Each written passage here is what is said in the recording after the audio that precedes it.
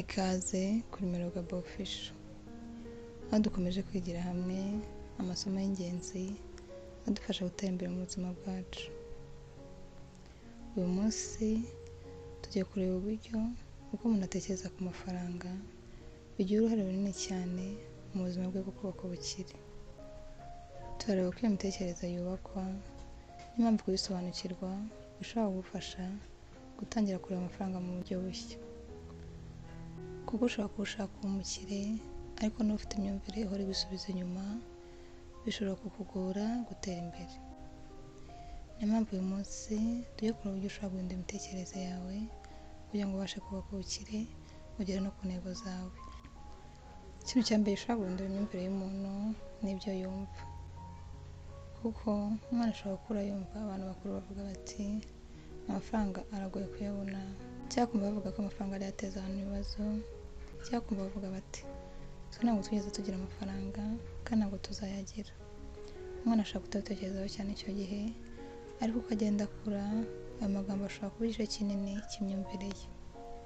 Iyo ageze aho atangira kubona amafaranga ashobora gusanga afite imyumvire ituma afata ibyemezo runaka atabizi. Undi muntu ashobora gukorera mu muryango biga ku mafaranga, bakavuga ku kwizigama, bakagira ingengo y'imari, bakigisha abana gutandukanya ibyo bashaka n'ibyo bakeneye. Umwana ashobora gukura afite uburyo butandukanye abonamo amafaranga.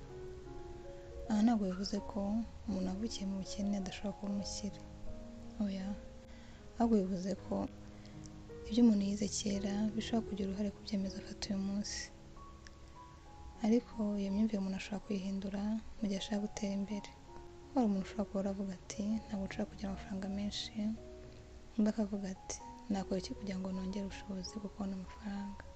Abantu bombi bose bashobora kuba bafite ikibazo kimwe, ariko umwe yibanda ku kibazo undi akibanda ku gisubizo. Kandi ikibazo wibaza gishobora guhindura uburyo ureba ibintu. Iyo umuntu ahora yibaza ati kuki ntafite amafaranga, ashobora kumara igihe yibanda ku byo adafite, ariko iyo atangiye kwibaza ati ni ubuhe bumenyi nakwiga, cyangwa ni iki nakora kugira ngo nongere amafaranga ninjiza, cyangwa kwibaza uti ni gute natangiye kubaka umutungo, atangira kureba amahirwe aho kureba ikibazo gusa.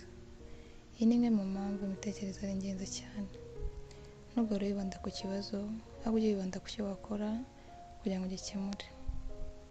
Ikindi kintu cyagufasha guhindura imitekerereze yawe ni ukumva ko umutungo udatangira ku mafaranga, ahubwo utangira ku byemezo ufata ku mafaranga yawe.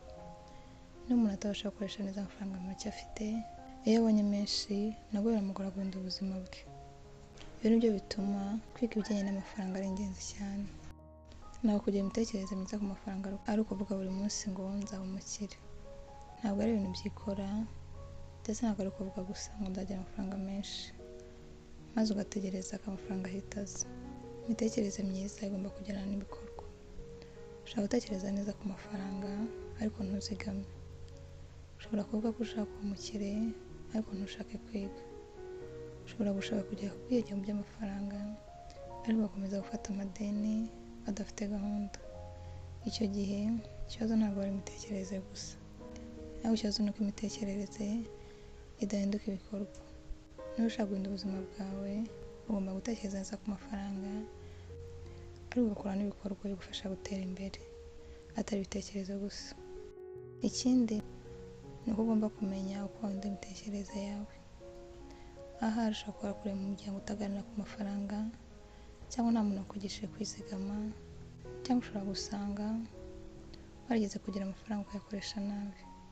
Ariko ibyo byose ntibisobanura ko ahazaza hawe hatazaba heza. Ushobora gutangira kwiga ugahindura imico yawe, ukiga uko amafaranga akora, ukiga uko wakora ingengo y'imari, ukongera ubumenyi bwawe, ukiga ishoramari, ndetse ugatangira no kubaka umutungo.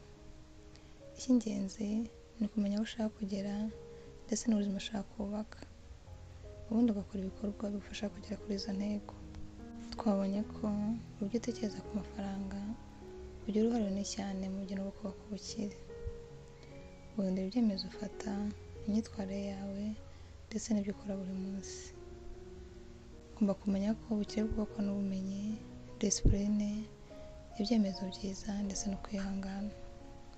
rero nawe ujye uhora wiga ukore kugira ngo ugere ku ntego zawe, wihangane kandi uhore ufata n'ibyemezo byiza kugira ngo ubashe kubaka ubuzima ushaka kubamo.